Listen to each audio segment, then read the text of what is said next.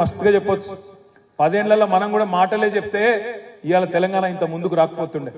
చూడండి, ఇవాళ కాంగ్రెస్ రాగానే ఏమేం కనబడుతున్నది ప్రజలకు. కరెంటు కోతలు చాలైనాయా? అయినాయా? కాలేదా? కరెంటు కోతలు చాలైనాయి.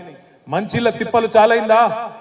మళ్ళా అయింది. మంచి కనీసం మనం కట్టిన మిషన్ భగీరథ కూడా చక్కగా మెయింటైన్ చేయట్లేదు వీళ్ళకు. గంత దుర్మార్గం. ప్రజలు ఇప్పటికే బాధపడుతున్నారు ఊళ్ళల్లా. అరే ఎంత పని చేస్తుండ్రా నాయన, తినే పల్లెంలా తినే అన్నంలా మన్ను పోసుకున్నట్టు అయింది వీళ్ళని గెలిపించి అని బాధలో ఉన్నారు. కానీ ఆ బాధలో ఉన్న ప్రజల దగ్గరికి మనం పోయి మన గొంతు పార్లమెంట్ లో వినబడితేనే, ఇప్పుడు ఒకటి చాలు చేసిండు ఈ 100 రోజులలో. ఒకటి ఫ్రీ బస్ అని చాలు చేసిండు. ఇక ఆ ఫ్రీ బస్సు నేను మొన్న మా సిరిసిల్ల బస్ స్టాండ్ కాడికి పోయినా, జ్యూస్ తాగుదామని పోయినా. ఆ జ్యూస్ సెంటర్ లో జ్యూస్ తాగుతానికి పోతే బయట 2 లేడీస్ ఉన్నారు. ఏందమ్మా బస్సు కోసం చూస్తుర్రా అన్న. అవన్న బస్సు కోసం చూస్తున్నాం అంటే, ఏ ఊరు అంటే మాది గంభీరావుపేట దగ్గర నర్మాల అనే ఊరు, ఆడికి పోయేది ఉన్నది అన్న. మరి ఫ్రీ బస్సేనా అన్న? ఫ్రీ బస్సే అన్నారు. మంచిగానే ఉందా అన్న? ఏం మంచిగా అలవడ్డదన్న, ఇవి నాకు ఇంత బిడ్డ ఉన్నది, అందులో ఎక్కితే సీట్ దొరకది, కూసో రాదు, అటు నూకుడు ఇటు నూకుడు, ఏం పెట్టిండో ఏందో ఏం కలబెట్టిండో అర్థమైతలేదు, అటు వాళ్ళు మొగోళ్ళు తిడుతుండ్రు, ఇటు మాకు సీట్లు దొరకలేవు, ఏం చేయాలి నేను అని ఆ మహిళ తిడతా ఉన్నారు. ఫ్రీ బస్సు అని ఈ 100 రోజులు చేసిందల్లా గదొక్కటే ఫ్రీ బస్ అన్నాడు చేసిండు. కానీ నేను మీ అందరికి చెప్తా ఉన్నా, గుర్తుపెట్టుకోండి దయచేసి, పార్లమెంట్ ఎన్నికల తర్వాత తప్పకుండా ఫ్రీ బస్సు కూడా మంగళం వాడతాడు. అందులో కూడా ఇప్పటికే ఆర్టీసీకి 1400 కోట్ల నష్టం వచ్చింది. ఓడ మీద ఉన్నప్పుడు ఓడమల్లన్న, ఓటుకెక్కినాక బోడమల్లన్న. అది ఖచ్చితంగా మళ్ళీ రేవంత్ రెడ్డి చేస్తాడు, యాద పెట్టుకోమని చెప్పి కూడా నేను కొడతా ఉన్నా. ఇంకొక మాట కూడా నేను మీకు విజ్ఞప్తి చేస్తున్నా. ఆడబిడ్డలకు చెప్పిండు, తులం బంగారం అన్నాడు. కేసీఆర్ లక్షిస్తుండు, నేను తులం బంగారం ఇస్తా అని చెప్పిండు. దాని మీదకెళ్ళి తులం ఇస్తా అన్నాడు. పాపం మా ఆడబిడ్డలు సెంటిమెంట్కి పడిపోయింది. ఎందుకంటే వాళ్ళకి ₹1,00,000 ఇస్తా అంటే తక్కువ కనబడుతుంది. కానీ తులం బంగారం అనేవారికి అరే బాగుందిరా తులం బంగారం అని దానికి పోతారు. ఆడబిడ్డలు కొంతమంది ఓట్లు వేసారు. మనం పోయి చెప్పాలి, ఇంటింటికి పోయి చెప్పాలి ఇట్లా మోసం చేసిందనే మాట. ఇంకొక మాట కూడా నేను మీకు విజ్ఞప్తి చేస్తా ఉన్నా. ఎందుకు వేయాలి ఓటు కాంగ్రెస్ పార్టీకి? ఇప్పుడు దబ్బన పొరపాటున కాంగ్రెస్ ఓటు వేసినాం అనుకో ఇబ్రహీంపట్నంలో, ఏమంటారు రేపు? రుణమాఫీ చేయకపోయినా మాకే వేసిర్రు, మేము 2500 ఇవ్వకపోయినా మహిళలు మాకే వేసిండ్రు, తులం బంగారం ఇవ్వకపోయినా మాకే వేసిండ్రు. రుణమాఫీ కాదు కదా దాని పేరేంది, మన రైతు కూలీలకు నెలకు ₹1000 ఇవ్వకపోయినా మాకే వేసిండ్రు, రైతు బంధు పెంచకపోయినా మాకే వేసిండ్రు. మరి ఏమి చెయ్యకపోయినా మాకే మళ్ళా ఓట్లేస్తే నేనెందుకు పెంచాలి?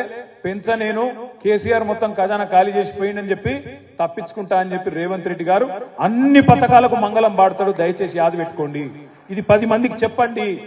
బంగారం పోతుంది, ఫ్రీ బస్సు పోతుంది, అన్ని పోతాయి. అన్ని పోవద్దంటే మనం గట్టిగా లొల్లి పెట్టాలి, గట్టిగా కడుపులో గుద్దినట్టు ఒకరు మంచి బందోబస్తు మనిషి ఉండాలంటే క్యామ మల్లేష్ అన్నను మంచి మెజారిటీతో గెలిపించి పార్లమెంటుకు పంపమని చెప్పి నేను విజ్ఞప్తి చేస్తా ఉన్నా. ఇలా మీకు ఎమ్మెల్యే గారు లేరు ఇబ్రహీంపట్నంలో. రేపు ఇక్కడ మీ అందరికి కార్యకర్తలకు అండగా ఉండాలంటే, ఒక పోలీసునికి ఫోన్ చేయాలంటే, ఒక ఎంఆర్ఓకి ఫోన్ చేయాలంటే, రేపు మీ ఎంపీ గారు మీ ఇబ్రహీంపట్నం ఆయననే ఉంటే మీకు ఎంత ధైర్యం ఉంటుందో ఒక్కసారి ఆలోచన చేయమని చెప్పి కూడా నేను కోరుతా ఉన్నా. మనోడే ఉన్నాడనుకో, ఉరికితే అటు కిషన్ అన్న ఉంటాడు, ఎట్లాగూ ఇటు మల్లేష్ అన్న కూడా ఉంటాడు. ఇద్దరు మీరు ఎవరు ఉరికినా ఫోన్ చేస్తారు, మాట్లాడతారు. ఏదైనా ప్రోగ్రామ్ లో కూడా మనకు కూడా ప్రోటోకాల్ ఉంటది, మన హక్కులు కూడా కాపాడుకునే పరిస్థితి ఉంటది. కాబట్టి దయచేసి ఆలోచన చేయమని కోరుతున్నా. ఇంకో దిక్కు బీజేపీ. ఇక బీజేపీలకు ఎందుకు ఓటేయాలో నాకైతే తెలియదు. మీ ఆడబిడ్డలు ఆలోచన చేయాలా. ఇవాళ మోడీ గారు వచ్చిన తర్వాత 2014 నుంచి ఇప్పటి వరకు 10 ఏళ్లలో అన్ని పిరం చేసింది. ఉప్పు పిరమైంది, పప్పు పిరమైంది, నూనె పిరమైంది, చింతపండు పిరమైంది. అన్ని పిరం చేసిన నాయకుడు గౌరవనీయులు ప్రధానమంత్రి నరేంద్ర మోడీ గారు. అందుకే ఇవాళ భారతదేశంలో ఆయన ఎవరు ప్రియమైన ప్రధానమంత్రి అంటలేరు, పిరమైన ప్రధానమంత్రి గారు అంటున్నారు. అన్ని పిరం చేసిన ప్రధానమంత్రి. ఆయన ఓటేస్తే 400 సిలిండర్ 1200 చేసింది.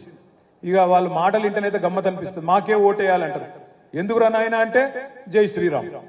మనకు రాముడితోనేం పంచాయతీ లేదు. రాముడు బీజేపీడేం కాదు, రాముడు అందరివాడు, రాముడు అందరి దేవుడు, అందరివాడు. మనకు రామునితో పంచాయతీ లేదు. నేను మీ అందరికి ప్రార్థించేది ఒకటే, రామునికి బరాబర్ మొక్కుదాం, రాముడికి బరాబర్ మొక్కుదాం. కానీ బీజేపీని మాత్రం పండబెట్టి తొక్కుదాం, ఖచ్చితంగా ఓడగొడదాం అనే మాట నేను విజ్ఞప్తి చేస్తా ఉన్నా. ఎందుకంటారా? ఎందుకు వేయాలి బీజేపీకి ఓటు? మన 5 మండలాలు గుంజుకున్నందుక, మన భద్రాద్రి రాముడిని పట్టించుకోనందుక, మన రైతుల మోటార్లకు మీటర్లు పెడతానన్నందుక, మనకు వరంగల్లో కాజీపేటలో కోచ్ ఫ్యాక్టరీ ఇయ్యనందుక, బయ్యారంలో ఉక్కు కర్మాగారం ఇయ్యనందుక, మన పాలమూరు రంగారెడ్డి ఎత్తిపోతల పథకానికి జాతీయ ప్రాజెక్టు హోదా ఇయ్యనందుక, లేదా మన రంగారెడ్డి జిల్లాకు కల్పతరువు లాంటి ITIR ను రద్దు చేసినందుక, లేదా ఒక్క మెడికల్ కాలేజ్ ఇయ్యనందుక, ఒక్క నవోదయ పాఠశాల ఇయ్యనందుక ఎందుకు వెయ్యాలి బీజేపీకి ఓటు? 10 ఏళ్లలో ఏం చేసిండు నరేంద్ర మోడీ మన తెలంగాణకు? ఒక్క మాట చెప్పండి. యోగి పని చేసిండు నరేంద్ర మోడీ గారు కాబట్టి ఓటేయమని అడిగే పరిస్థితి ఉందా వాళ్ళకు? ఏమి లేదు. ఏమన్నంటే జై శ్రీరామ్, జై శ్రీరామ్ అనడంలో ఇబ్బంది లేదు. కానీ ఇవాళ రాముణ్ణి అడ్డం పెట్టుకుని రాజకీయం చేయాలనుకుంటే మాత్రం తప్పకుండా కొట్టాడవలసిన బాధ్యత, వాళ్ళ నిజ రూపం ఏందో బయట పెట్టవలసిన బాధ్యత కూడా మన మీదనే ఉన్నది. మనం కూడా కట్టినాం యాదాద్రి, కానీ ఎన్నడన్నా రాజకీయం కోసం వాడుకున్నామా? యాదగిరిగుట్ట లక్ష్మీ నరసింహ స్వామిని అడ్డం పెట్టుకుని రాజకీయం చేసినామా? ఇలా నువ్వు చేసిన పనేందో 10 ఏళ్లలో చెప్పొద్దా ప్రధానమంత్రి? చెప్పి ఓటు అడగద్దా? ఇగో తెలంగాణకు ఈ రోడ్డు తెచ్చినా, తెలంగాణకు ఈ రైలు తెచ్చినా, ఈ కొత్త రైల్వే స్టేషన్ కట్టినా, ఇగో ఇన్ని పరిశ్రమలు తెచ్చినా, మీకోసం ప్రత్యేకంగా ప్యాకేజ్ ఇచ్చినా అని చెప్పే ముఖం ఉందా బీజేపీలకు? ఏమీ లేదు. ఏం చేసినవరా నాయన బీజేపీడా అంటే చెప్పేందుకు ఏం లేదు. అందుకే మనం గుర్తు పెట్టుకొని కర్రు గాల్చి వాత పెట్టాలి. మన దగ్గర వరి ధాన్యం బాగా వండింది తెలంగాణలో కేసీఆర్ వచ్చినాక. 3.5 కోట్ల టన్నులు, ఒకటి కాదు రెండు కాదు, 3.5 కోట్ల టన్నుల ధాన్యం పండించే స్థాయికి తెలంగాణ ఎదిగింది. ఎదిగితే ఫుడ్ కార్పొరేషన్ ఆఫ్ ఇండియా కేంద్ర ప్రభుత్వం చేతులు ఎత్తేసింది. మేము ఓన్లేం పోయి గింత మీరు ఇస్తే మేము మెడికల్ కొంటామన్నారు. మేము పోయినాం, మంత్రులందరం పోయినాం. కేసీఆర్ గారు చెప్తే అక్కడ ఒక ఆయన ఉంటాడు మంత్రి పీయూష్ గోయల్ అని, ఆయన ఏమంటాడు తెలుసా? మీరు గింత బియ్యం ఎందుకు పండిస్తురా అన్నాడు.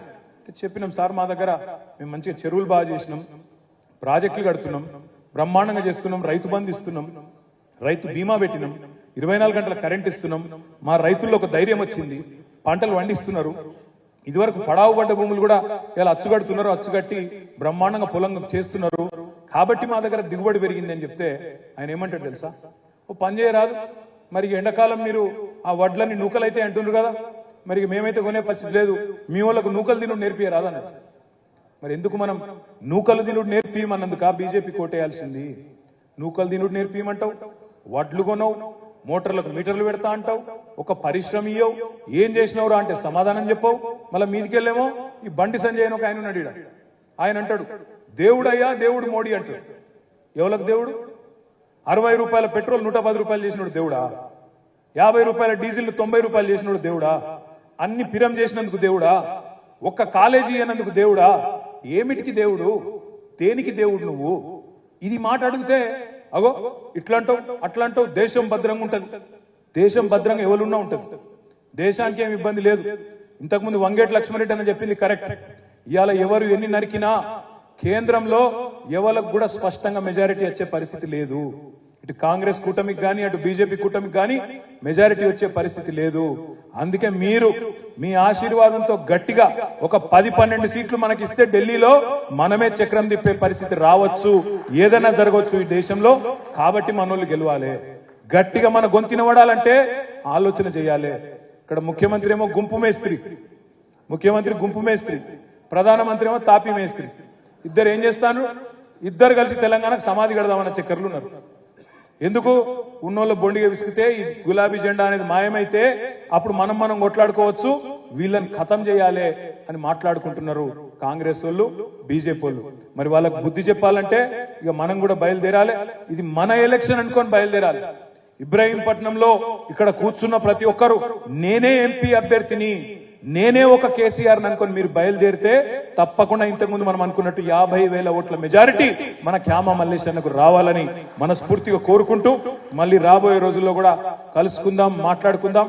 తప్పకుండా మీరు అనుకున్న స్థాయికి రేపు మల్లేశన్న మీకు అందుబాటులో ఉండి, కిషన్ రెడ్డి అన్న మల్లేశన్న ఇద్దరు కూడా ఇబ్రాహీంపట్నంలో